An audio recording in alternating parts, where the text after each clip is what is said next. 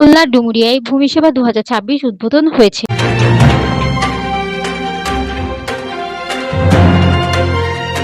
স্বাগত জানাচ্ছি বিবিআর নিউজে। সাথে আছে আমি শাওনি জামান। শুনছিলেন সংবাদ শিরোনাম।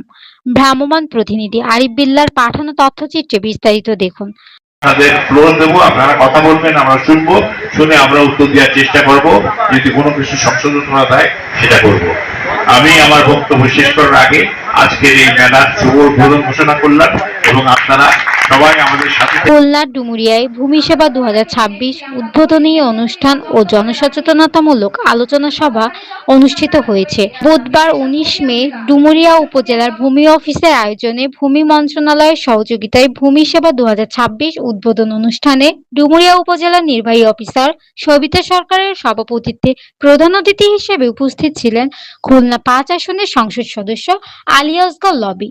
এ সময় উপস্থিত ছিলেন ডুমুরিয়া উপজেলা সহকারী কমিশনার ভূমি অমিত কুমার বিশ্বাস সহ উপজেলার সকল ইউনিয়ন ভূমি সহকারী কর্মকর্তা কর্মচারী বৃন্দ।